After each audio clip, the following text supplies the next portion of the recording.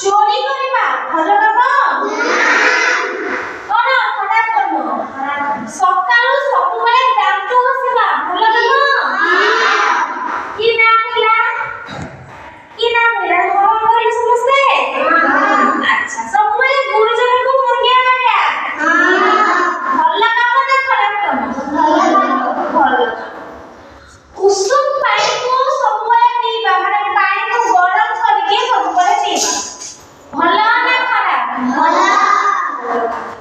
ସବୁବେଳେ ସକାଳୁ ବ୍ୟାୟାମ କରିବା ମାନେ ଏମିତି ଏକ୍ସରସାଇଜ କରିବା ଭଲ ନା ଖରାପ? ଭଲ।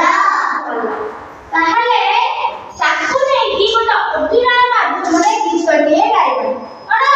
ଗୀତଟିଏ ଗାଇବା କୋଉମାନେ ଗାଇବ କୋଉମାନେ ନ ଗାଇବ? ସମସ୍ତେ ଗାଇବ? ସମସ୍ତେ ଗାଇବ। ସମସ୍ତେ ଗାଇବ? ସମସ୍ତେ ସିଧା ହେଇକି ଗାଇବ କେନ? ମୁଁ ଯେମିତି କହିବି ତମେମାନେ ସେମିତି କହିବ, ମୁଁ ଯେମିତି ଅଭିନୟ କରିବି ତମେମାନେ ସେମିତି ଅଭିନୟ କରିବ ବୁଝିଲ? ସକାଳୁ ଉଠିଲି ଘଷିଲି ଦାନ୍ତ ଖାଇବା ଆଗରୁ ଧୋଇବି ହାତ ଆସନ ଉପରେ ଖୁସିରେ ବସି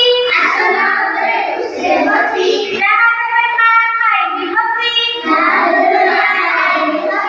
ଖାଇବା ତଳକୁ ଫିଙ୍ଗିବି ନାହିଁ ଏଠି ଥିବ ଯଦି ଦେବି ଫେରାଇ ବଢାଇବି ନାହିଁ ନଖ ମୋହର ନଖର ମଇଳା ରୋଗ ଲକ୍ଷଣ ମୁହଁରେ ନଦେବି ଅସନା ପାଣି ପାଣିକୁ ସିଝାଇ ପିଇବି ଛାଣି ବ୍ୟାୟାମ କରିବି ସଞ୍ଜ ସକାଳେ ଖେଳିବି ବୁଲିକି ସାଥିଙ୍କ ବେଳେ ଯେତେବେଳେ ଯେଉଁ କାମ ମୁଁ କଲି ସାରିବି ନୀତି ମୁଁ ହେଳନ କରି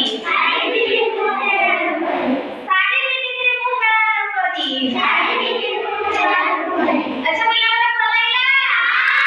ତାହେଲେ ତମେ କଣ ଜାଣିଲ? ସବୁବେଳେ ସକାଳୁ ଦାନ୍ତ ଘଷିବ ତାପରେ ଖାଇବା ଆଗରୁ ସବୁବେଳେ ହାତ ଧୋଇବ ତାପରେ ପାଣିକୁ ସିଝେଇ ପିଇବ ତାପରେ ଅସନା ପାଣି ମୁହଁରେ ଦେବ ନାହିଁ ତାପରେ ନଖ ଘୋଡ଼ାଇବନି ତାପରେ ସବୁବେଳେ ସାଙ୍ଗସାଥୀଙ୍କ ସହିତ ଖେଳିବ ନିଜ କାମ ନିଜେ କରିବ ଯଦି ତମେ ଗାଧେଇ ପାଧେଇକି ଆସୁଛ କାର୍ଡ ସବୁ କରିବାକୁ ମାମାମାନଙ୍କ ପାଇଁ ରଖିଦେଇକି ଆସୁଛ ହଁ ନା ନାହିଁ?